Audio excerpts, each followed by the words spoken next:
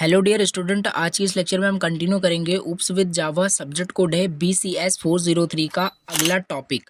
हमने previous lecture में discuss किया था इंट्रोडक्शन ऑफ जावा, जिसमें हमने टॉपिक डिस्कस किया था high Java, history of Java, JVM, JRE, यानी जो भी आपका इंट्रोडक्शन वाला पार्ट था, सेक्शन था आपके सिलेबस में, ये पूरा हमने डिस्कस कर लिया है।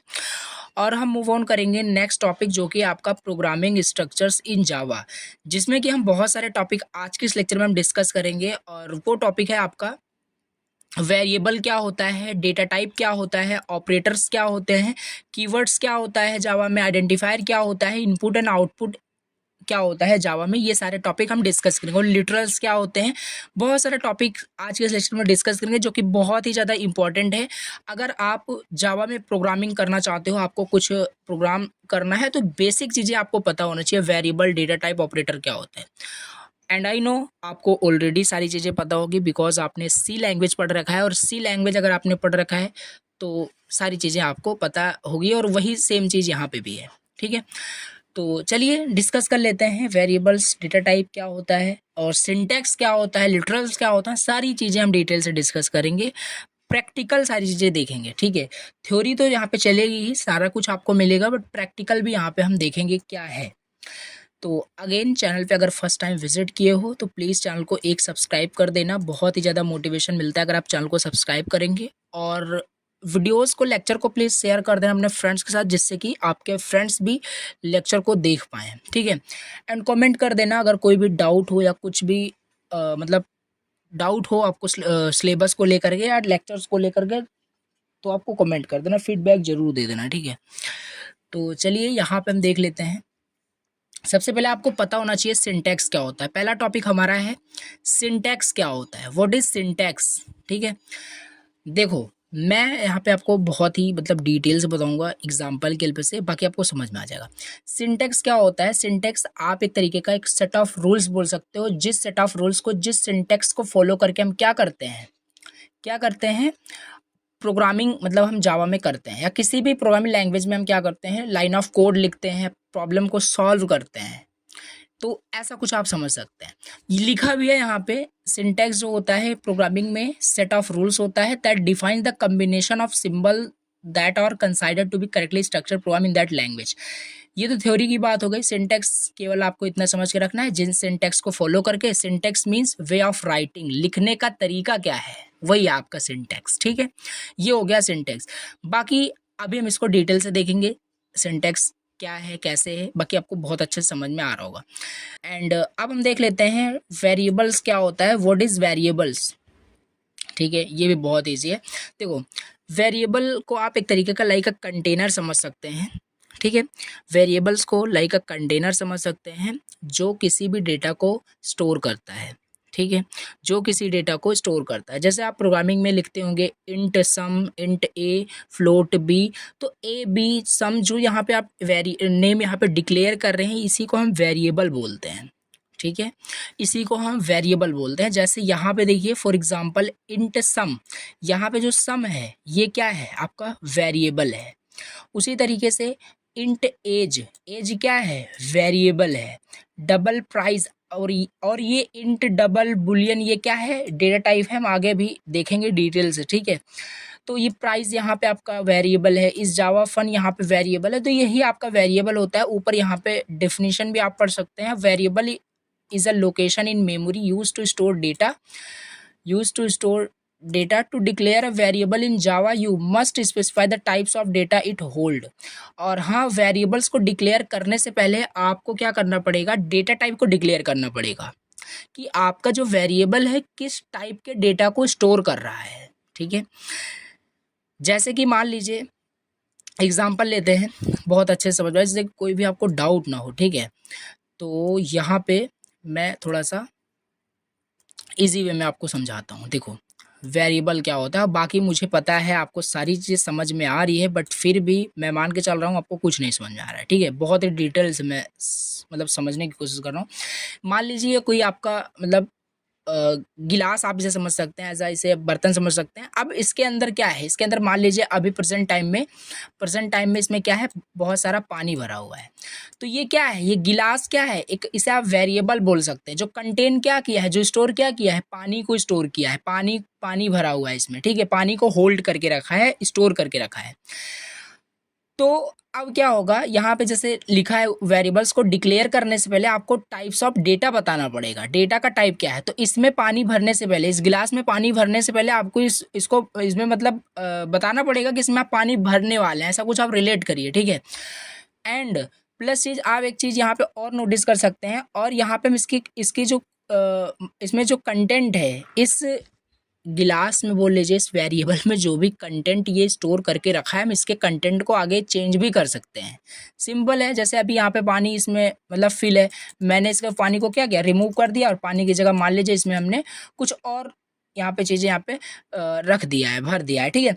तो इस तरीके से आप समझ सकते हैं वेरिएबल क्या हो रहा है। वेरिएबल किसी चीज़ को स्टोर कर रहा है आपके मेमोरी में, और वेरिएबल को डिक्लेयर करने से पहले टाइप्स ऑफ डेटा को डिक्लेयर करना पड़ेगा कि किस टाइप्स के डेटा को वो होल्ड कर रहा है, क्योंकि आपका कंप्यूटर नहीं समझ पाएगा कि वो क्या स्टोर करना चाह रहा है, आपको बताना पड़ेगा। जैसे यहाँ पे देखिए बताया गया है, इंटीजर टाइप की वैल्यू जो है आपका सम वेरिएबल मतलब स्टोर कर रहा है। उसी तरीके से इंट एज, जिसकी भी एज है वो इंटीजर टाइप की है, ठीक है।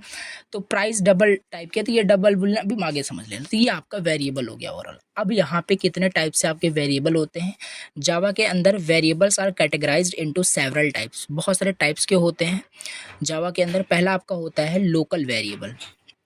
Local variable, instance variable, static variable. Local variable क्या होता है, local variable declared inside a method और block and can only be used there. देखिए इसको थोड़ा सा प्रैक्टिकल देख लेते हैं, एक सेकेंड। देखिए मान लीजिए यहाँ पे मैं अपना वही प्रोग्राम लिखता हूँ, जैसे मैंने आपको बेसिक जो प्रोग्राम आपको बताया था, ठीक है। जो बेसिक प्रोग्राम आपको ऑलरेडी मैंने लेक्चर फर्स्ट के अंदर बताया है, हेलो वर्ल्ड प्रिंट करने का, अभी इतना आपको मान के चलना है, ठीक है। तो ये देखिए हमने यहाँ पे क्या किया, बेसिक यहाँ पे जो स्ट्रक्चर होता है जावा का वो हमने लिख दिया। अब इसके अंदर हम क्या करेंगे, अपना कोड लिखेंगे। अब यहाँ पे हम समझ रहे हैं वेरिएबल क्या होता है, हमें ये समझना है, ठीक है। तो जैसे वहाँ पे हमने देखा लोकल वेरिएबल क्या होता है, तो यहाँ पे लिखा क्या है, एक सेकंड। यहाँ पे लिखा है कि जो लोकल वेरिएबल होता है वो किसी मेथड के अंदर रहता है या किसी ब्लॉक के अंदर रहता है, और उसे हम वहीं पे यूज़ कर सकते हैं और कहीं पे यूज़ नहीं कर सकते। जैसे ये क्या है, आपका एक तरीके का मेन फंक्शन है आपका, ठीक है। इसके अंदर हम कोई भी वेरिएबल डिक्लेयर करते हैं। मान लीजिए हमने इंट सम नाम का कोई वेरिएबल डिक्लेयर किया, या इंट ए नाम का कोई भी यहाँ पे वेरिएबल मैंने डिक्लेयर किया, जो कि 5 मतलब जो भी डेटा है आपका स्टोर कर रहा है, ठीक है। तो ये जो वेरिएबल हमने डिक्लेयर किया इस मेन फंक्शन के अंदर, ये जो ए वेरिएबल है इसे हम क्या बोलेंगे, लोकल वेरिएबल। क्यों, क्योंकि ये किसी मेथड के अंदर, किसी फंक्शन के अंदर डिक्लेयर हुआ है, और इस ए को हम इसी ब्लॉक ऑफ कोड के अंदर यूज कर सकते हैं, कि बाहर इसे हम यूज नहीं कर सकते, ठीक है। तो ये हो गया आपका लोकल वेरिएबल। नेक्स्ट हम देख लेते हैं इंस्टेंस वेरिएबल क्या होता है। इंस्टेंस वेरिएबल, एक सेकंड, यहाँ पे इंस्टेंस वेरिएबल क्या है। Instance variable are attributes of an object declared outside of any method but inside a class. अब इंस्टेंस वेरिएबल क्या होता है, यहाँ पे केवल इतना है कि ये आपका किसी मेथड के बाहर होता है बट क्लास के अंदर होता है, ठीक है। चलिए इसको भी देख लेते हैं। जैसे यहाँ पे मैंने ओपन किया, वहाँ पे बता रहा है कि जो आपका इंस्टेंस वेरिएबल होता है, जो आपका इंस्टेंस वेरिएबल होता है वो मेथड के बाहर होता है, यानी इस मेथड के बाहर होगा बट क्लास के अंदर होगा, यानी यहाँ कहीं डिक्लेयर होगा आपका, ठीक है। तो int a is equal to मैंने 10 कर दिया। तो अभी जो यहाँ पे ए वेरिएबल है, यहाँ पे जो ए वेरिएबल है, अभी ये लोकल वेरिएबल नहीं है, क्योंकि ये मेथड के बाहर है और क्लास के अंदर है। तो ए वेरिएबल अभी आपका क्या है, इंस्टेंस वेरिएबल है। हम इसे इंस्टेंस वेरिएबल बोल सकते हैं, ठीक है। तो यहाँ पे जो लिखा है मैं उसी को सिंपल वेरीफाई कर रहा हूँ और वो एक्चुअल में है, ठीक है। तो इंस्टेंस वेरिएबल हो गया। इसके बाद नेक्स्ट यहाँ पे टाइप्स ऑफ वेरिएबल है स्टैटिक वेरिएबल। याद रखना है 3 वेरिएबल्स होते हैं, लोकल वेरिएबल और इंस्टेंस वेरिएबल और एक होता है स्टैटिक वेरिएबल, ठीक है। कंफ्यूज नहीं होना है। अब इसके बाद यहाँ पे हम थोड़ा सा नेक्स्ट देख लेते हैं क्या क्या रूल्स होते हैं। जैसे अभी हमने देखा कि किसी वेरिएबल्स को हम कैसे डिक्लेयर करेंगे, तो यहाँ पे क्या रूल्स है, ठीक है, क्या तरीका है। अगर हम किसी वेरिएबल को डिक्लेयर करना चाहते हैं तो हमें ये मतलब फॉलो करना पड़ेगा। क्या चीज़, पहला, first character must be a letter. पहला कैरेक्टर जो है वो आपका लेटर होना चाहिए या अंडरस्कोर होना चाहिए, ठीक है। Must not begin with the digit. देखो यहाँ पे जो चीज़ भी लिखी है मैं आपको 1 बाय 1 बता देता हूँ। पहले देखिए, जैसे यहाँ पे पहले लिखा है first character must be a letter. पहला जो कैरेक्टर है, जैसे कि यहाँ देखिए पहला कैरेक्टर जो यहाँ पे है सम, जैसे यहाँ पे पहला एग्जांपल देखिए, पहला कैरेक्टर क्या है, लेटर है, एस है, और या अंडरस्कोर भी हो सकता है, यानी यहाँ पे अंडरस्कोर भी हम लिख सकते हैं और ये वैलिड है और ये भी आपका वैलिड है। Must not begin with a digit, और ये डिजिट के साथ स्टार्ट नहीं होना चाहिए आपका जो भी वेरिएबल आप डिक्लेयर कर रहे हो। जैसे ये मान लीजिए आप अगर डिक्लेयर करते हो तो ये आपका इनवैलिड होगा, डिजिट के साथ स्टार्ट नहीं हो सकता, ये रूल्स के अंदर है, ठीक है। और नेम जो होता है वो केस सेंसिटिव होता है, नेम जो होता है वो केस सेंसिटिव होता है। केस सेंसिटिव का क्या मतलब है, जैसे मान लीजिए आपने यहाँ पे, एक सेकंड, आपने यहाँ पे इंट ए डिक्लेयर किया और स्मॉल में आपने इंट ए डिक्लेयर किया, तो दोनों में डिफरेंस है।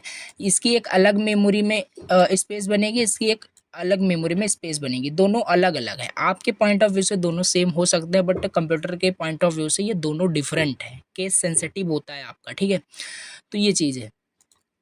Should not be a keyword, और आपका जो वेरिएबल है, जो भी वेरिएबल आप डिक्लेयर कर रहे हो वो आपका क्या होना चाहिए, कीवर्ड नहीं होना चाहिए, ठीक है। कीवर्ड नहीं होना चाहिए, अगर कीवर्ड होता है तब भी आपका वो इनवैलिड है। जैसे मान लीजिए आप यहाँ पे कुछ इस तरीके से वेरिएबल डिक्लेयर कर रहे हैं, इंट इंट प्राइवेट आप डिक्लेयर कर रहे हैं, ठीक है, इंट प्राइवेट आप डिक्लेयर कर रहे हैं। तो प्राइवेट क्या है, जावा में प्राइवेट एक तरीके का कीवर्ड है, अभी नहीं पता होगा, जब हम कीवर्ड अभी देखेंगे तो सारे आपको कीवर्ड्स वहाँ पे 50 कीवर्ड्स आपके जावा के अंदर होते हैं, तो ये आप डिक्लेयर नहीं कर सकते, ठीक है।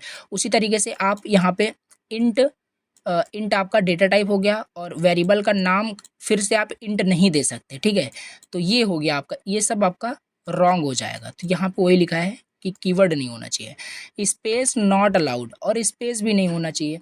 जैसे मान लीजिए आप यहाँ पे सम डिक्लेयर कर रहे हो, वेरिएबल का नाम एस लिखा आपने, फिर स्पेस दे दिया, फिर यू एम लिखा, तो वो आपका इनवैलिड हो जाएगा, स्पेस नहीं होना चाहिए। अगर आपको थोड़ा सा स्पेस देना है तो आप वहाँ पे अंडरस्कोर यूज़ कर सकते हैं, बट स्पेस एक्चुअल में नहीं दे सकते।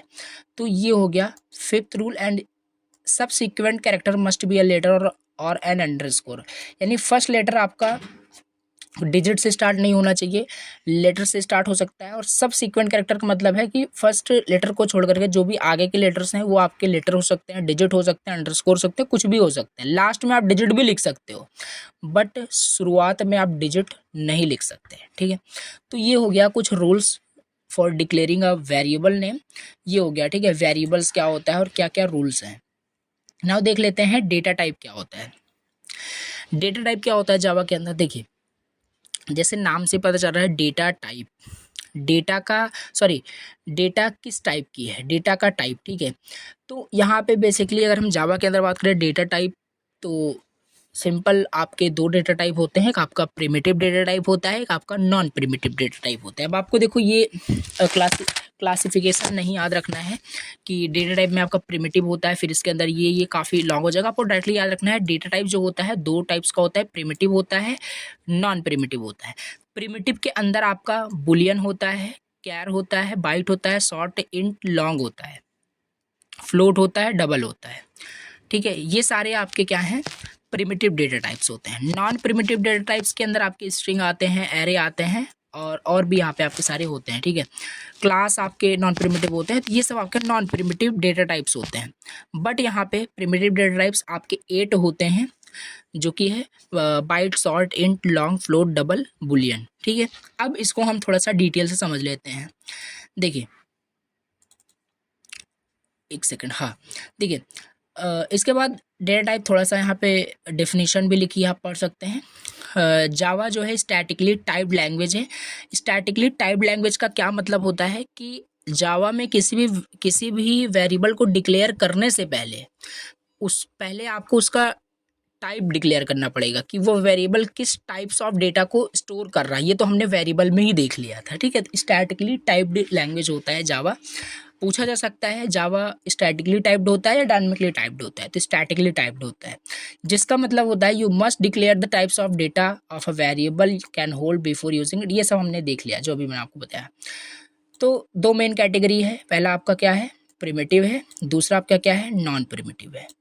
प्रिमिटिव डेटा टाइप्स, अब देखिए इसको थोड़ा सा आपको याद करना पड़ेगा कि ये सारे आपके डेटा टाइप्स होते हैं, ठीक है, एग्जाम में पूछा जा सकता है।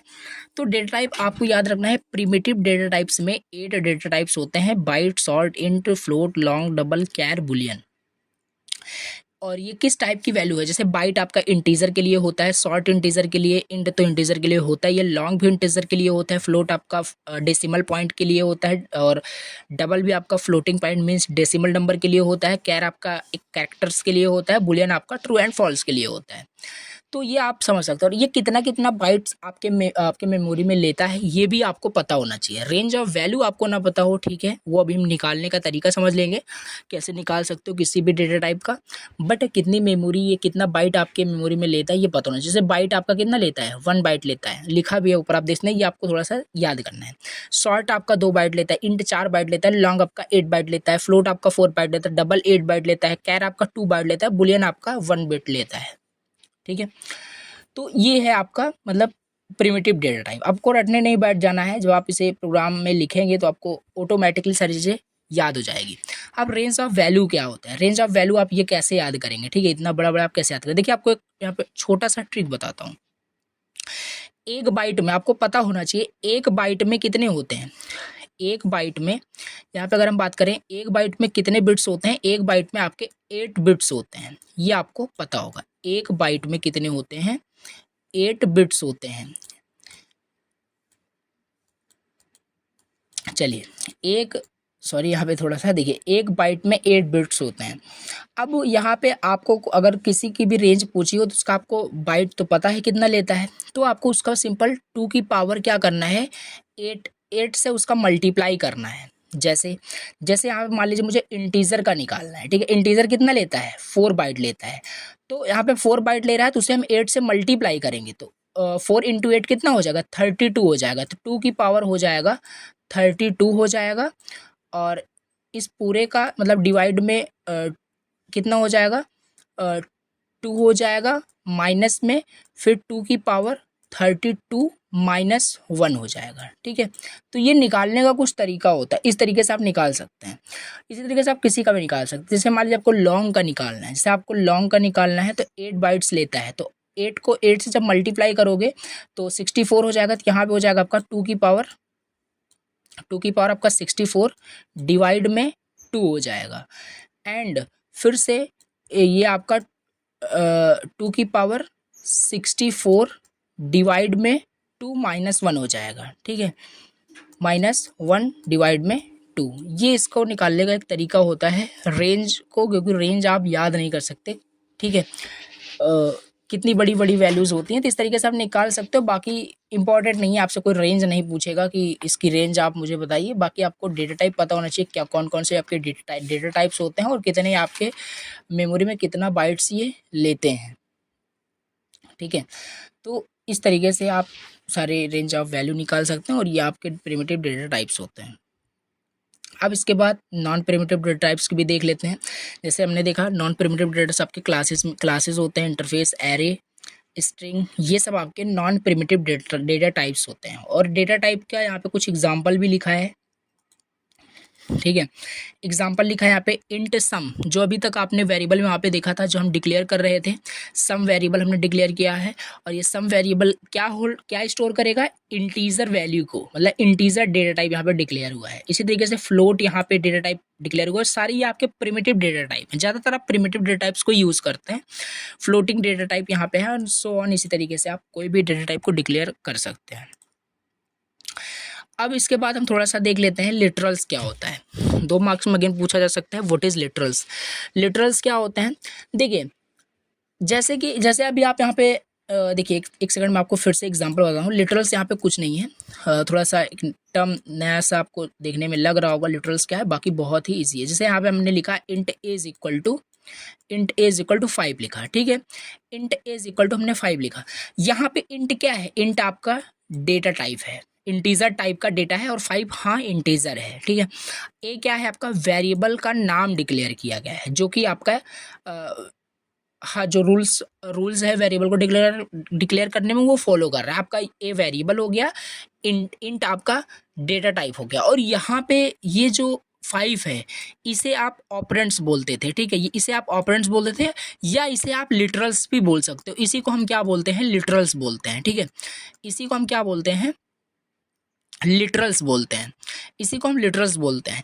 अब ये लिटरल्स क्या होता है, लिटरल्स यहाँ पे लिखा भी है, कांस्टेंट वैल्यू होता है which can be assign to a variable is called as a literals. जो किसी भी वेरिएबल में असाइन होता है, ये आपका कांस्टेंट जो वैल्यू है इस वेरिएबल में क्या हो रहा है, असाइन हो रहा है। वेरिएबल ए स्टोर कर रहा है 5 को, तो 5 को हम इंटीजर लिटरल्स बोल सकते हैं। और कितने टाइप से आपके लिटरल्स होते हैं ये भी यहाँ पे मेंशन है आपका। जैसे 101 कोई हो गया, इंटीजर लिटरल्स हो गया। 5 भी आपका इंटीजर लिटरल्स है। अगर आप उसे डेसिमल में लिख देते हैं तो फ्लोटिंग लिटरल्स हो जाएगा। और डबल लिटरल्स भी आपके होते हैं, कैरेक्टर लिटरल्स भी होते हैं। जैसे यहाँ पे स्ट्रिंग भी लिखते हैं आप, तो वहाँ पे स्ट्रिंग लिटरल्स होते हैं। तो ये आपके लिटरल्स होते हैं। हो गया, कांस्टेंट जो वैल्यू होती है जो असाइन होती है किसी वेरिएबल में, उसी को हम लिटरल्स बोलते हैं। चलिए अब हम थोड़ा सा नेक्स्ट यहाँ पे देख लेते हैं, नेक्स्ट टॉपिक क्या है। देखिए इसके बाद हमारा नेक्स्ट टॉपिक है ऑपरेटर, ठीक है। ऑपरेटर्स इन जावा। जावा के अंदर कितने ऑपरेटर्स होते हैं और इसे हम फटाक से डिस्कस करेंगे, बहुत ईजी है। तो ऑपरेटर्स इन जावा, जावा में ऑपरेटर्स क्या होते हैं, हम एक एग्जांपल जब समझेंगे। जैसे मान लीजिए हमें यहाँ पे देखिए A+B हमें करना है, ठीक है। चलिए तो यहाँ पे ये जो ए है इसे हम ऑपरेंड बोलते हैं, ऑपरेंड, या इसे हम लिटरल्स बोलेंगे। या बी जो है यहाँ पे आपका क्या है, ऑपरेंड है। सॉरी, इसे लिटरल्स नहीं बोलेंगे, लिटरल्स तो कांस्टेंट वैल्यू जो असाइन होती है उसे बोलते हैं। इसे हम ऑपरेंड बोलेंगे, ए एंड बी को ऑपरेंड बोलेंगे। और बीच में ये जो प्लस है, एडिशन जो हो रहा है, इसे हम ऑपरेटर बोलेंगे। और यही है आपका क्या है, यही है आपका ऑपरेटर, ठीक है। जैसे प्लस हो गया। अब ऑपरेटर खाली आपका प्लस ही नहीं होता, बहुत सारे होते हैं, तो वही देखना है। जावा के अंदर देखिए, इन जावा ऑपरेटर्स आपके सिंबल होते हैं to perform operation on operands. Operands can be variable. Operands आपके वेरिएबल हो सकते हैं, लिटरल्स हो सकते हैं, मेथड कॉल्स, एक्सप्रेशन, कुछ भी हो सकते हैं। जावा प्रोवाइड करता है wide range of operators categorize into several types. बहुत सारे टाइप्स होते हैं ऑपरेटर्स के, जिसमें कि पहला टाइप आपका है अरिथमेटिक ऑपरेटर। अरिथमेटिक ऑपरेटर के अंदर क्या क्या होता है, एडिशन होता है, सब्ट्रैक्शन होता है, मल्टीप्लिकेशन होता है, डिवीजन होता है, और इंक्रीमेंट होता है, इंक्रीमेंट होता है, डिक्रीमेंट होता है, और मॉडुलो ऑपरेटर होता है। अब एडिशन का मतलब क्या होता है, सब आपको पता है ऑलरेडी। 2 नंबर को ऐड करने के लिए, 2 नंबर को सब्ट्रैक्ट करने के लिए सब्ट्रैक्शन यूज होता है। तो सारी चीज़ें ये अरिथमेटिक ऑपरेटर होता है, आगे लिखा भी है, आप इसे एज अ थ्योरी आप लिख सकते हैं एग्जाम में, ठीक है। और मॉडुलो ऑपरेटर क्या होता है, अगर नहीं पता आपको बता दूं। मॉडुलो ऑपरेटर रिमाइंडर को कैलकुलेट करता है, रिमाइंडर को होल्ड करता है। फॉर एग्जाम्पल देख ही लेते हैं, ठीक है, जैसे कोई डाउट ना हो। जैसे मान लीजिए 5 मॉडुलो 2 करना है, 5 मॉडुलो 2 करना है, तो इसका जो आंसर आएगा वो 1 आएगा, ठीक है।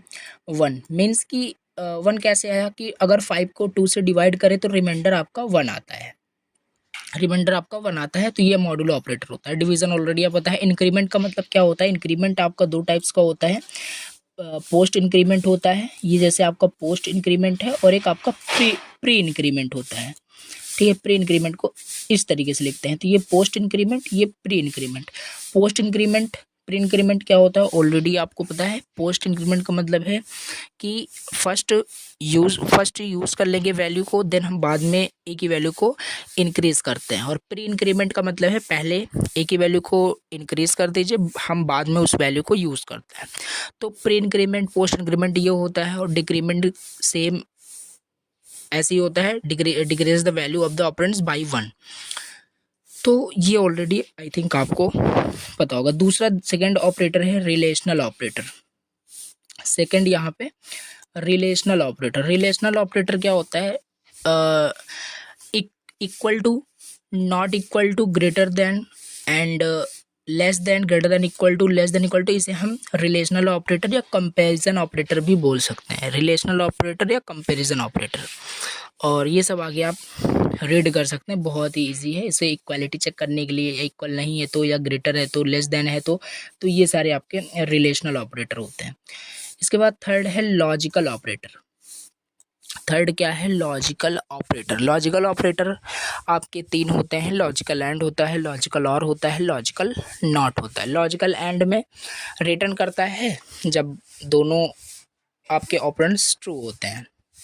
लॉजिकल और में अगर एक भी true then result true, and not में रिवर्स कर देता है वो आपका। ये सारी चीज़ें आपको पता है, सो दैट्स वाई इतना डीपली मैं आपको एक्सप्लेन नहीं कर रहा हूँ। नेक्स्ट यहाँ पे असाइनमेंट ऑपरेटर। असाइनमेंट ऑपरेटर क्या है, पहला असाइन करने के लिए वेरिएबल को, जैसे हम वेरिएबल में कोई वैल्यू असाइन कर रहे थे, ऊपर एग्जांपल देखा, उसी तरीके से असाइन करने के लिए किसी भी वेरिएबल में डेटा को असाइनमेंट ऑपरेटर हम यूज़ करते हैं। जैसे अगर एक यहाँ पे इस तरीके से आपका ऑपरेटर है तो इसे असाइनमेंट ऑपरेटर बोलते हैं। अगर ये डबल इक्वल टू कर देंगे तो इक्वालिटी चेक करने के लिए इसे हम यूज़ करते हैं, जो कि अभी ऊपर हमने रिलेशनल ऑपरेटर में देखा इसे। इसके बाद एडिशन असाइनमेंट है, सब्ट्रैक्शन असाइनमेंट है, मल्टीप्लिकेशन असाइनमेंट है, डिवीज़न असाइनमेंट है और मॉडुलस असाइनमेंट है। एक समझ लेते हैं एडिशन असाइनमेंट, उसी तरीके से सारा है। एडिशन असाइनमेंट यानी कि ये लिखा हुआ है इस तरीके से, ये लिखा हुआ है प्लस, सॉरी ये इस तरीके से लिखा है प्लस है और ये है, ठीक है। तो इसका मतलब क्या होता है कि जैसे मान लीजिए यहाँ पे कोई ए है आपका, ठीक है, एक सेकेंड, ठीक है। तो ये है आपका, ये ए प्लस इज इक्वल टू 9, ठीक है, और ऊपर हमने ए की वैल्यू को क्या किया, डिक्लेयर कर दिया है 10। तो ऐसा कुछ देखिए। अब यहाँ पे ये एक्सप्रेशन आपका लिखा हुआ है, जो कि ये आपका ऑपरेटर, यहाँ पे कौन सा ऑपरेटर है, यहाँ पे एडिशन असाइनमेंट है, ये सेकंड वाला। इसी तरीके से आपका सारा होगा, ठीक है। तो ये समझ लीजिए आप यहाँ पे इसका क्या मतलब है, इसका सिंपल ये मतलब है कि इसे हम इस तरीके से लिख सकते हैं, A is equal to A plus 9, A is equal to A plus 9, A is equal to A plus 9, यानी ए की जो वैल्यू है उसमें आप ए को ऐड कर दीजिए, ए प्लस इज इक्वल टू 9। तो ये आपका कुछ इसका कहने का मतलब ये है, ठीक है। तो A is equal to A plus 9 ये है। उसी तरीके से सब्ट्रैक्शन में A is equal to A minus 9 हो जाएगा, A is equal to A multiply 9 हो जाएगा। तो जो भी वहाँ पे जिस भी वेरिएबल में जिस तरीके से आप यूज़ करना चाहते हैं कर सकते हैं। ऑलरेडी आपको ये सारी चीज़ें पता होगी कि कैसे इसे हम यूज़ करते हैं। इसे प्रोग्राम में हम बहुत अच्छे से करके देखेंगे। तो ये हो गया असाइनमेंट ऑपरेटर। इसके बाद आपका है बिटवाइज ऑपरेटर। इसके बाद नेक्स्ट आता है बिटवाइज ऑपरेटर। बिटवाइज ऑपरेटर क्या है, बिटवाइज ऑपरेटर क्या होता है, बिटवाइज एंड होता है, बिटवाइज और होता है, बिटवाइज एक्सॉर होता है, बिटवाइज नॉर होता है, लेफ्ट शिफ्ट राइट शिफ्ट होता है। देखो अभी के लिए ये जो आपका बिटवाइज ऑपरेटर टॉपिक है, ये अभी के लिए आप इसे समझ नहीं पाएंगे अगर मैं आपको एक्सप्लेन भी करूं। इतना मान के चलिए, बिटवाइज ऑपरेटर जो होता है ये बिट्स पे काम करता है, यानी ये आपका बिट्स ऑपरेशन परफॉर्म करता है। जैसे कि हमें मान लीजिए लेफ्ट शिफ्ट करना है, लेफ्ट शिफ्ट करना है या राइट शिफ्ट करना है, तो हम बिटवाइज ऑपरेटर यूज़ करते हैं, ठीक है। और बिट्स को ये फ्लिप करने के लिए भी नॉट, जैसे बिटवाइज नॉट है, ये हम यूज़ करते हैं। बाकी ये हम डिटेल से देखेंगे नेक्स्ट लेक्चर के अंदर, बिटवाइज ऑपरेटर क्या होता है डिटेल से एक्सप्लेन करेंगे, बिटवाइज ऑपरेटर क्या है। बाकी अभी के लिए इसे आप समझिए, बिटवाइज ऑपरेटर आपका ऑपरेटर होता है जावा के अंदर, ऑलरेडी आपको पता है। अब इसके बाद, क्योंकि ये कोई नया टॉपिक नहीं है, मैं इसलिए बोल रहा हूँ आपको ऑलरेडी पता होना चाहिए, बिकॉज सी लैंग्वेज आपने पढ़ रखा है, ठीक है। वही सारा टॉपिक इसमें रिपीट हो रहा है। अब इसके बाद यहाँ पे है कंडीशनल ऑपरेटर, या इसी को हम टर्नरी ऑपरेटर भी बोलते हैं। देखिए टर्नरी ऑपरेटर क्या होता है, ये भी आपका कंडीशनल स्टेटमेंट में बहुत ज़्यादा यूज़ होता है। इसका मैं आपको बता देता हूँ, इसका सिंटेक्स क्या है। यहाँ पे हम लिखते हैं, इसे कंडीशन लिखते हैं। चलिए यहाँ पे कंडीशन लिखते हैं और यहाँ पे क्वेश्चन मार्क रहता है, और यहाँ पे अगर ये कंडीशन आपका ट्रू हुआ तो ये स्टेटमेंट आपका जो यहाँ पे लिखे रहोगे ये एग्जीक्यूट होगा, अदरवाइज ये फॉल्स वाला आपका जो है स्टेटमेंट एग्जीक्यूट हो जाएगा, जो भी यहाँ पे आप लिखोगे। तो यहाँ पे कोई कंडीशन दोगे, कंडीशन देने के बाद अगर ये कंडीशन आपकी ट्रू हुई तो यहाँ पे जो स्टेटमेंट लिखोगे वो आपका एग्जीक्यूट हो जाएगा। अगर ये फॉल्स हुआ तो ये वाला आपका कंडीशन एग्जीक्यूट हो जाएगा, सॉरी स्टेटमेंट आपका एग्जीक्यूट हो जाएगा। तो ये आपका इसका कुछ सिंटेक्स होता है टर्नरी ऑपरेटर को लिखने का, ठीक है। तो ये था आपका, यहाँ पे देखिए सिंटेक्स भी बताया है, आप देख सकते हैं, और यहाँ पे मेंशन भी किया है इस तरीके से आपको इसका सिंटेक्स लिखा जाता है। तो ये हो गया आपका ऑपरेटर्स कितने होते हैं। बेसिकली 6 टाइप्स हमने देखे। यहाँ पे अरिथमेटिक ऑपरेटर, रिलेशनल ऑपरेटर और bitwise operator, conditional operator, assignment operator, logical operator. ठीक है, अब इसके बाद नेक्स्ट टॉपिक हम देख लेते हैं। नेक्स्ट टॉपिक हमारा है कीवर्ड्स। कीवर्ड क्या होते हैं जावा के अंदर? जावा के अंदर कीवर्ड्स क्या है देखिए। अब कीवर्ड्स इन जावा में बात करें, बेसिकली 50 कीवर्ड्स जावा के अंदर होते हैं प्लस 3 लिटरल्स होते हैं। ओवरऑल देखें 53 कीवर्ड्स हैं जावा के अंदर। जावा के अंदर 53 कीवर्ड्स होते हैं। 50 आपके 50 आपके कीवर्ड्स होते हैं, 3 आपके लिटरल्स होते हैं। क्या है डिटेल समझ लेते हैं कीवर्ड क्या होता है। देखिए कीवर्ड्स आपका वर्ड ही हो, एक वर्ड होता है जो कि रिजर्व रहता है किसके द्वारा? जावा के द्वारा, जावा कंपाइलर के द्वारा यूज़, आप उसे यूज़ नहीं कर सकते अपने सेल्फ यूज़ के लिए। ठीक है, they can not be use as identifier.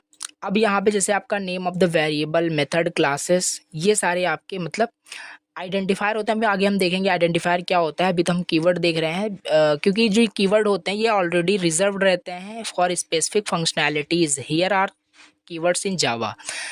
अब यहाँ पे लिखा है 50 आपके कीवर्ड्स होते हैं और 3 आपके लिटरल्स होते हैं। आपको ये याद रखना है। 50 कीवर्ड्स तो यहाँ पे मेंशन है, इस डायग्राम में आप देखोगे 50 कीवर्ड्स आपके मेंशन है। बाकी 3 लिटरल्स आपके क्या क्या हैं? पहला आपका नल है, ट्रू है, फॉल्स है, इसे हम बोलते हैं लिटरल्स बोलते हैं। ठीक है, तो यहाँ पे इतने सारे कीवर्ड्स हैं, आपको एक बार इसे जस्ट ऐसे रीड कर लेना है, इसे रटना नहीं है। ठीक है, केवल आपको इसे एक बार रीड कर लेना, और ये सारे कीवर्ड्स अगर आप पढ़ लेते हो तो it means you have complete learn जावा। आपने मतलब पूरा तरीके से जावा को लर्न कर लिया है। ठीक है, तो ये है आपको 50 कीवर्ड्स का यूज़ आपको अगर पता हो जाता है तो आप जावा कंप्लीट आप सीख चुके हो। तो यहाँ पे अब्स्ट्रैक्ट है, असर्ट है, बुलियन है, ब्रेक है, बाइट है, और कैच है, कैर है, class, const, continue, default, do, double, else, annum, extend. इसी तरीके से आप यहाँ पे सारा यहाँ पे आप देख सकते हैं। पब्लिक जो हम यूज़ करते आ रहे हैं, पब्लिक, स्टैटिक, वॉइड मेन, ये प्राइवेट, पैकेज, प्रोटेक्टेड, ये सब क्या होता है? इसे हम एक्सेस मॉडिफायर बोलते हैं। बाकी इसे हम डिटेल समझेंगे। और इम्प्लीमेंट क्या होता है? ये तो इंटरफेस में यूज़ होता है, इसे इंपोर्ट करने के लिए हम यूज़ करते हैं। इफ एल्स यहाँ पे आ गया आपका। ठीक है, कंडीशनल स्टेटमेंट। तो ये बेसिकली सारी चीज़ें आपने पढ़ रखी, एक बार फिर से आप इसे देख लेना। 50 कीवर्ड्स क्या क्या होते हैं और आपको पता भी होना चाहिए। अगर आ जाता है तो आप इसका डायग्राम भी बना सकें अच्छे से। ठीक है, तो ये हो गया कीवर्ड्स इन जावा। नाउ अब हम थोड़ा सा देख लेते हैं आइडेंटिफायर इन जावा। जावा में आइडेंटिफायर क्या होता है? देखो अब यहाँ पे आपको कंफ्यूज नहीं होना है आइडेंटिफायर एंड वेरिएबल्स में, क्योंकि दोनों सेम आपको लगेगा बट थोड़ा सा डिफरेंट है। ठीक है, देखो हमने वेरिएबल देखा कि वेरिएबल एक लाइक का कंटेनर होता है जो कि स्टोर करता है सम वैल्यू, सम डेटा। तो आइडेंटिफायर जो होता है are names givens to various program elements such as variable. Identifier क्या होता है? जो आप वेरिएबल का नेम डिक्लेयर कर रहे हैं, उसी वेरिएबल्स को हम क्या बोल सकते हैं? आइडेंटिफायर भी बोल सकते हैं। जैसे इंट सम, तो सम क्या है? आपका एक आइडेंटिफायर है। ठीक है, तो यहाँ पे लिखा भी है, देखिए identifiers are names given to various programs elements such as variable, methods, classes, packages, labels. मतलब किसी भी प्रोग्राम में जो भी हम एलिमेंट्स डिक्लेयर करते हैं अपने यूज़ के लिए, उसे हम आइडेंटिफायर बोलते हैं। और उसे डिक्लेयर करने के लिए इसमें भी कुछ रूल होते हैं आइडेंटिफायर को डिक्लेयर करने के लिए। ये सेम आपका वेरिएबल डिक्लेयर का ही होता है, क्योंकि देखो मैं आपको एक पॉइंट बताता हूँ, जितने भी आपके वेरिएबल्स होते हैं, ठीक है, जितने आपके वेरिएबल्स होते हैं वो आपके आइडेंटिफायर होते हैं। जितने आपके वेरिएबल्स होते हैं वो आपके आइडेंटिफायर होते हैं, बट सारे आइडेंटिफायर आपके वेरिएबल्स हों ऐसा कंपलसरी नहीं है। ठीक है, ऐसा ही होता है। तो यहाँ पे वही सेम चीज़ लिखा है। इसमें रूल्स देख लीजिए, ये बिगिन होना चाहिए आपके, स्टार्ट होना चाहिए लेटर के साथ। ठीक है, यहाँ पे कोई साइन मतलब हो सकता है, कोई अंडरस्कोर हो सकता है, सेम हमने जो उसमें देखा था। सबसीक्वेंट कैरेक्टर डिजिट हो सकता है या लेटर हो सकता है, ये सब सीक्वेंट कैरेक्टर हो सकता है, बट स्टार्टिंग में आपका यहाँ पे डिजिट से स्टार्ट नहीं होना चाहिए, वो फिर आपका एक वैलिड आइडेंटिफायर नहीं होगा। केस सेंसिटिव होता है, और लेंथ कोई मतलब लिमिट नहीं है, आप कितना भी बड़ा आइडेंटिफायर बना सकते हैं। उसी तरीके से वेरिएबल भी आप कितना बड़ा बना सकते हैं, बट यूजलेस होता है। आप लॉजिकल वहाँ पे वेरिएबल नेम या लॉजिकल जो भी आइडेंटिफायर होता है डिक्लेयर करते हैं, जैसे रीडेबिलिटी आपकी कोड की बनी रहती है। तो ये आइडेंटिफायर इन जावा, ये हो गया आइडेंटिफायर क्या होता है। ठीक है, आइडेंटिफायर अगेन कंफ्यूज हो रहे हो तो यहाँ पे जो हम वेरिएबल डिक्लेयर करते हैं, जो हम मेथड डिक्लेयर करेंगे, जो क्लास डिक्लेयर करते हैं, जो पैकेज डिक्लेयर करते हैं, जो भी अदर लेबल्स हम डिक्लेयर करते हैं, वो सब आपके आइडेंटिफायर होते हैं। ठीक है, और ये सब रूल्स यहाँ पे दिए गए हैं। अब हम थोड़ा सा यहाँ पे देख लेते हैं input and output in Java, last topic. देखिए इनपुट हम कैसे लेते हैं जावा के अंदर, और इसी के साथ हम थोड़ा सा यहाँ पे प्रैक्टिकल भी देख लेंगे। हमें मान लीजिए यूजर से इनपुट लेना है तो हम कैसे लेंगे। देखिए आउटपुट के लिए तो हमें ऑलरेडी पता है, यहाँ पे देखिए आउटपुट के लिए हमें ऑलरेडी पता है कि हम क्या यूज़ करते हैं। आउटपुट के लिए हम जैसे सी लैंग्वेज में हम यूज़ करते हैं प्रिंट एफ यूज़ करते हैं। यहाँ पे हम 3 यूज़ कर सकते हैं, system dot out dot print L N. यहाँ पे जो भी हम इसके अंदर लिखते हैं वो हमारा प्रिंट हो जाता है। उसी तरीके से सेकंड हम यूज़ कर सकते हैं system dot out dot print F use कर सकते हैं, तब भी आपका प्रिंट हो जाएगा। System dot out dot format भी हम लिखेंगे तब भी हम हमारा वहाँ पे जो भी स्टेटमेंट लिखेंगे वो प्रिंट हो जाएगा। तो ये हमारे आउटपुट के लिए हम इसे यूज़ करते हैं। अब यहाँ पे ये जो आपका यहाँ पे है एल एन, जो हम यहाँ पे यूज़ करते हैं प्रिंट एल एन। यहाँ पे अगर हम एल एन नहीं लगाते हैं, खाली प्रिंट भी लिखते हैं system dot out dot print, तब भी आपका प्रिंट हो जाएगा। एल एन हम इसलिए लगाते हैं ताकि आपका जो भी यहाँ पे आप लिख रहे हो वो आपका प्रिंट करने के बाद आपका कर्सर यहाँ पे आ जाए, न्यू लाइन पे आ जाए। ठीक है, इस वजह से हमें एल एन यूज़ करते हैं न्यू लाइन के लिए। तो ये होता है। और प्रिंट एफ भी हम यूज़ कर सकते हैं, system dot out dot print F. And format भी हम एक आपका होता है, इसको भी हम यूज़ कर सकते हैं आउटपुट के लिए। नाउ अब हम थोड़ा सा इनपुट के लिए समझ सकते हैं, जो कि ये इनपुट के लिए इंपॉर्टेंट है। जैसे मान लीजिए आपको एक प्रोग्राम लिखना है और आप इसे प्लीज़ ट्राई करना, ऐसा आप इसे असाइनमेंट समझ सकते हैं। आपको 3 नंबर यूजर से इनपुट लेना है, बहुत ईजी प्रोग्राम है। यूजर से 3 नंबर आपको क्या करना है, इनपुट लेना है। जो भी बताऊंगा कैसे इनपुट लेना है, उसको ऐड करना है, उसका सम आपको फाइंड करना है और आउटपुट में आपको इसको फॉलो करके शो करना है। ठीक है, system dot out dot format का यूज़ करके आपको सम को प्रिंट करना है 3 नंबर को। अब इनपुट कैसे लोगो ये मैं आपको बताता हूँ। यूज़र से इनपुट लेने के लिए या कीबोर्ड से इनपुट लेने के लिए आप ये यूज़ करते हो। ठीक है, क्या यूज़ करोगे, आप यूज़ करते हो स्कैनर क्लास को। आप यूज़ करते हो स्कैनर क्लास को। अब ये स्कैनर क्लास क्या है, अभी हम क्लास जब पढ़ेंगे हमारा अगला टॉपिक ही वही होगा, क्लास एंड ऑब्जेक्ट होगा, तो अच्छे से समझ में आएगा। बाकी इनपुट कैसे लेते हैं अभी के लिए आपको समझ रखना है। आपको स्कैनर क्लास यूज़ करना है। स्कैनर क्लास कहाँ होता है, आपके जावा के यूटिल पैकेज में scanner class already pre define आपका क्लास होता है, जिसको इंपोर्ट करने से आप यूज़र के थ्रू क्या कर सकते हो, इनपुट ले सकते हो। ठीक है, एग्जाम्पल मेंशन किया है, इस तरीके से आपको लिखना है, स्कैनर लिखना है, स्कैनर लिखना है। ये सिंटैक्स से आपको याद रखना है, इनपुट लेने के लिए आपको यह हर बार डिक्लेयर करना पड़ेगा।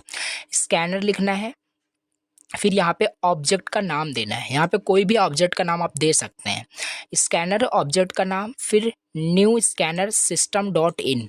ठीक है, न्यू आपका एक कीवर्ड होता है, ये सब हम डिस्कस करेंगे अच्छे से। ठीक है, तो ये आपको लाइन लिखनी पड़ेगी अगर यूज़र से आपको इनपुट लेना है। ठीक है, यूज़र से अगर आपको इनपुट लेना है तो ये ओवरऑल आपको लिखना पड़ेगा, स्कैनर ऑब्जेक्ट का नेम। और ये ऑब्जेक्ट का नेम आपको एज इट इज नहीं, यहाँ पे आप कुछ भी लिख सकते हैं, ए बी सी कुछ भी लिख सकते हैं, एक वैलिड आइडेंटिफायर यहाँ पे आप लिख सकते हैं। ठीक है, और new scanner system dot in as it is लिखना पड़ेगा। आप जैसे ही इसे लिखेंगे, जैसे ही आप इसे अपने कोड में लिखेंगे, तो आप देखेंगे आपके प्रोग्राम में जो ऊपर सबसे ऊपर आप देखेंगे तो वहाँ पे आपका एक पैकेज इंपोर्ट हो जाएगा, जो कि आपका पैकेज रहेगा आपका जावा डॉट यूटिल डॉट स्कैनर। ये पैकेज आपके प्रोग्राम में इंपोर्ट हो जाएगा स्कैनर लिखते ही, अगर आप एक अच्छा IDE यूज़ कर रहे हैं तो। अदरवाइज़ आपको फिर इसको भी यहाँ पे इंपोर्ट करना पड़ेगा, और इसको भी इंपोर्ट करने का मैं आपको तरीका बता देता हूँ। आप लिखना है यहाँ पे इंपोर्ट कीवर्ड लिखना, इंपोर्ट। ठीक है, यहाँ पे आप लिखना इंपोर्ट कीवर्ड। ये सब भी हम आगे देख लेते हैं कैसे करना है। इंपोर्ट, फिर जावा डॉट यूटिल डॉट स्कैनर लिखना, सेमीकोलन लगाना, फिर आप ये लिखोगे तब भी आपका हो जाएगा। बाकी स्कैनर लिखते ही ऑटोमेटिक आपका जो होता है IDE वो इसे इंपोर्ट कर लेता है। इसका चलिए थोड़ा सा हम देख लेते हैं प्रोग्राम यूज़र से इनपुट कैसे लेते हैं। ठीक है, चलिए यहाँ पे हमने ऑलरेडी बनाया, ये हम वेरिएबल समझ रहे थे। चलिए यहाँ पे हम क्या करते हैं, हम यूज़र से इनपुट लेते हैं। ठीक है, यूज़र से हम क्या करेंगे, इनपुट लेने वाले हैं। एक सेकेंड, चलिए यहाँ पे हम क्या करेंगे, सबसे पहले जैसे हमने बोला आपको स्कैनर लिखना है। ठीक है, तो मैं यहाँ पे स्कैनर लिखूंगा। स्कैनर जैसे मैंने लिखा, अब मैं क्या करूँगा, आपको सबसे पहले ऊपर देख लीजिए यहाँ पे import.java.util.scanner, ये हमने इंपोर्ट नहीं किया, ये हमारा IDE यानी VS कोड जो है ये ऑटोमेटिक इसे इंपोर्ट कर दिया। उसे पता चल गया कि हम यूजर से इनपुट लेना चाहते हैं। अगर हम इसे रिमूव कर दें या इसे हम अगर कमेंट कर दें तो अब हम स्कैनर यूज़ करेंगे तो हमें एरर मिलेगा, क्योंकि स्कैनर को यूज़ करने से पहले इंपोर्ट तो करना पड़ेगा ना कि स्कैनर कहाँ पे डिफाइन है। तो इसे हम मतलब इसे कमेंट को हटा देते हैं। अब हम इसे यूज़ कर सकते हैं। स्कैनर ऑब्जेक्ट का नाम हम कुछ भी दे सकते हैं, और यहाँ पे जो भी सिंटेक्स था हम सिंपल उसी को फॉलो कर रहे हैं, ठीक है, और कुछ नहीं। न्यू एंड, एक सेकेंड, हाँ देखिए आपको एज इट इज़ लिख देना है जैसे मैंने आपको वहाँ पे बताया था। ये हो गया आपका इनपुट के लिए। अब यूज़र से आप इनपुट ले सकते हो। इनपुट आप यूज़र से ले सकते हो। मान लीजिए हमने यूज़र को बोला इंटर द नंबर, हमने यूज़र को बोला नंबर एंटर करो, ठीक है। तो एक बार देख लेते हैं। इंटर द नंबर हमने यूज़र से इनपुट ले लिया, और थोड़ा सा टाइपिंग स्पीड थोड़ा सा स्लो हो गया बिकॉज शूट भी कर रहा हूँ एंड आपको समझा भी रहा हूँ, सो दैट्स वाई थोड़ा सा स्लो मैं कर रहा हूँ, ठीक है। तो यहाँ पे मैंने यूज़र से इनपुट लिया, और जैसे ही इनपुट लेगा, ठीक है, तो अब यहाँ से आपको, यहाँ पे आपने जैसे स्कैनर को यूज़ किया तो अब यूज़र इनपुट कर पाएगा, बट उस नंबर को आप स्टोर भी तो कहीं करोगे। तो स्टोर करने के लिए क्या करोगे, यहाँ पे आप इंटीजर टाइप की वैल्यू यूज़र मतलब एंटर करेगा, और उसका हम एक वेरिएबल ए डिक्लेयर करते हैं, असाइनमेंट ऑपरेटर लगाते हैं, असाइनमेंट ऑपरेटर हम यूज करते हैं। और उसके बाद अब यहाँ से आपको क्या लिखना पड़ेगा, आपने यहाँ पे स्कैनर का जो ऑब्जेक्ट बनाया है एस एंड सी बनाया है, तो इसी तरीके से हम यहाँ पे लिखेंगे एस सी डॉट लगाएंगे, और आपको मेथड्स डिक्लेयर करने पड़ेंगे, ठीक है। मेथड्स आपका होगा नेक्स्ट लिखना है, और INT इंटीजर टाइप की वैल्यू है, और इस तरीके से आपको लिखना है। ये आपका रेडी हो गया। यहाँ पे मैंने मेंशन भी किया है, ये मैंने आपको नहीं बताया, स्कैनर क्लास मेथड अभी नहीं बताया था, तो इसे भी देख लेना, ठीक है। आप जैसे स्कैनर को इंपोर्ट करोगे तो आपको ये भी करना पड़ेगा। इंटीजर टाइप की वैल्यू लेना है यूजर से तो नेक्स्ट इंट करना पड़ेगा, फ्लोट लेना है तो नेक्स्ट फ्लोट लेना पड़ेगा, डबल के लिए नेक्स्ट डबल, इस तरीके से, ठीक है।